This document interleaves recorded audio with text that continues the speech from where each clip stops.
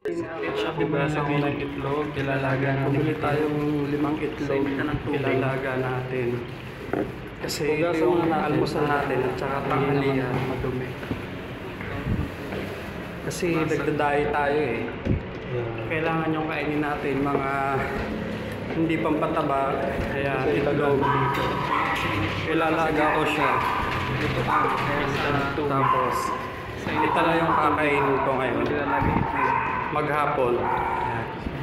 5 itlog. Nabasag na nga yung isa. Tapos mamaya jogging na uli, mamayang hapon. Okay, bye. Lalaga ko siya mamaya ha. Madami-dami. Grabe na, puting-puti ng itlog.